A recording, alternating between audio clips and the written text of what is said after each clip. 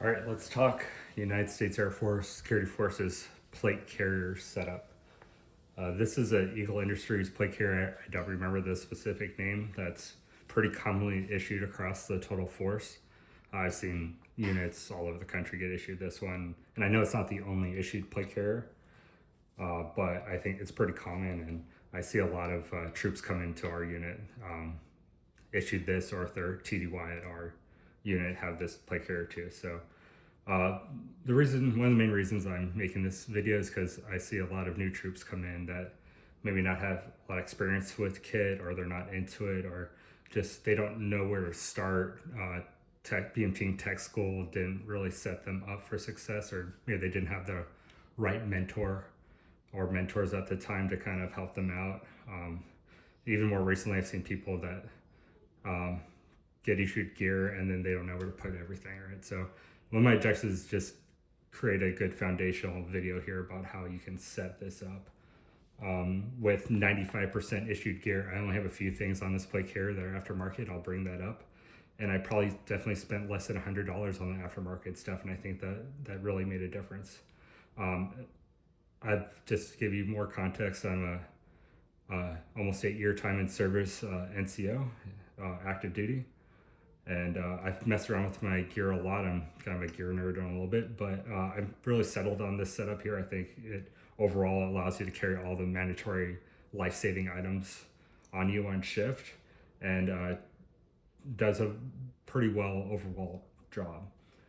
So let's talk about the carrier from top to bottom. So on the top here, these are aftermarket. These are Referral Concepts shoulder pads. I wasn't a big fan of the issued Eagle Industries ones. I thought they were bulky, maybe a little bit heavy, kind of rubbed me on the neck a little bit. So I got these. They were like $25. Padding on the bottom, not sharp or anything on the inside. They do an overall job, especially with plates in and the loadout. I have to carry on shift. They do a pretty good job. On the top here, there's a little admin pouch. This is where I keep my restricted area badge, some rights advisement cards, and my airline flight line driving license. Pretty good spot for it. I don't need access to that stuff all the time, but I need it on me. So that admin pouch is really all I need, and maybe I'll throw my whistle in there, stuff like that. So let's talk about here. I usually just run a rank on the front. I have prior experience in my old units of like being deployed to the riots in LA in 2020, where people were looking up your name, especially if it was unique, on the internet, and showing up to your house and doing a bunch of craziness. So I just run my rank on the front and then my name tape on the back, but I'll cover that later. Up front here, I run my handcuff key. I have a secondary one in my handcuff where I keep my handcuffs. And then someone stole my second pen when I was doing 1168 recently, so I only have one pen, but I usually carry at least 2 pens up here. Talking about shoulder strap placement, there's a spot in here where the shoulder straps normally connect to in here, but it's really not that secure, and a lot of people will electrical tape or duct tape the G-hook here in place. I didn't really like that setup, and plus, for my body size, this is a medium-sized carrier. It was actually still sitting, my front plates too low, so I actually unhooked it recently and hooked it into this webbing here that's, I think, is mostly designed to run placards and stuff like that, and actually raised my plate height a few inches, and it honestly made it more comfortable and gave me more coverage, which is always good. So let's talk about the right side. I'm a right-handed shooter, so I run this is an issued Streamlight flashlight. Run it right here, keep it in white light mode. For the most part, you can go to red and IR and stuff like that. I mostly just keep it in white, low, medium, high on here, and then use it just, last year I worked night shifts, so super handy, honestly. And then I secure it extra by, this is like Velcro one wrap right here, so it goes through the molly, goes through the Velcro one wrap because it's longer, and that's pretty secure. That's really not going anywhere, and I can adjust it up and down, stuff like that.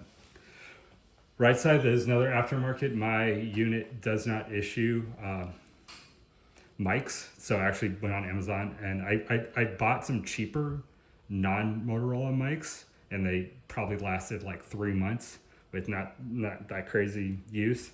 And ever since I got this actual like legit Motorola one, they're expensive-ish. They're like $75 or something like that. You probably can find them at different prices.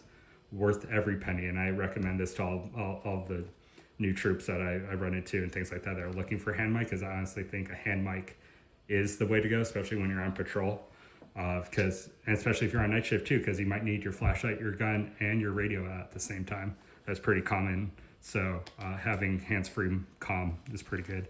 And then I just route the wire through here, come out the side here, stuff all the extra in, and then it goes to my radio pouch right here. Highly recommend you wear your plates. Threats getting higher and higher. Wear your plates, just bottom line. I run side armor too. I used to run, well, I guess I'll stay top to bottom.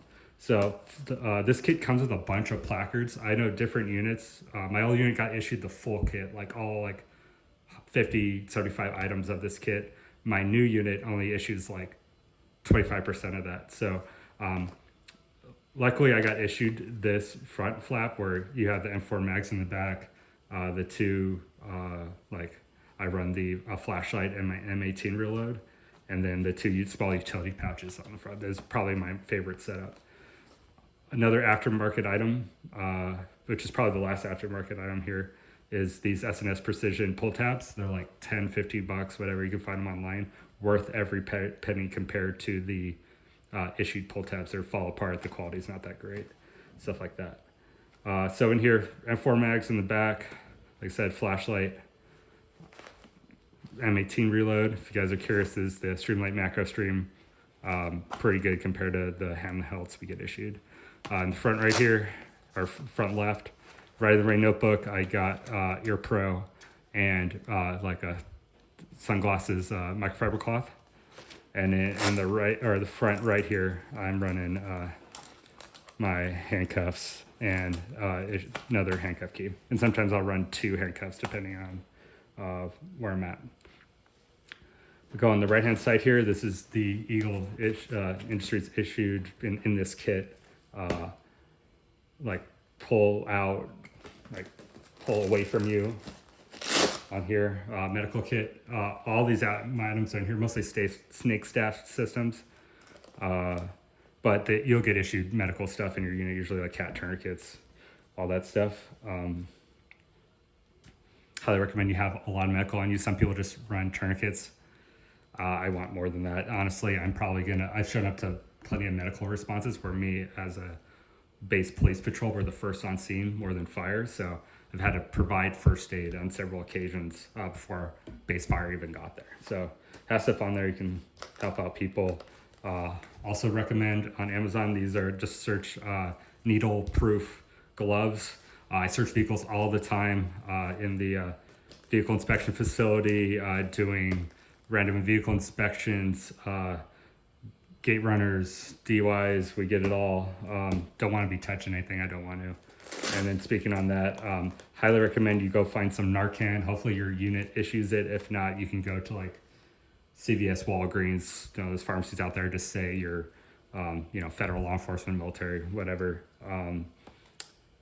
credential you have. And then they're usually pretty good at providing you that Narcan worth its weight in gold. So that's medical. And then on the other side here, I run my radio.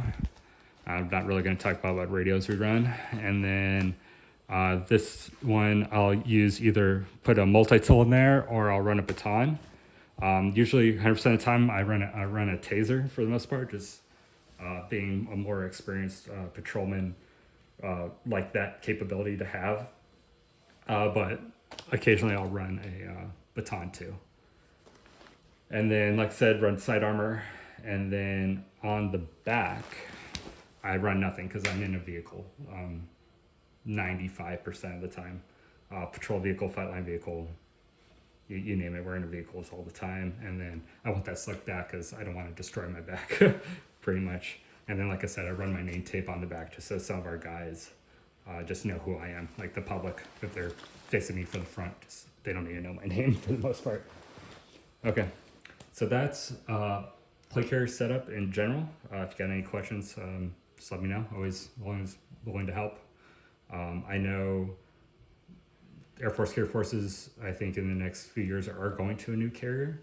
I don't know when that is. My unit is probably the last to get anything, so this is probably going to be the setup for a while.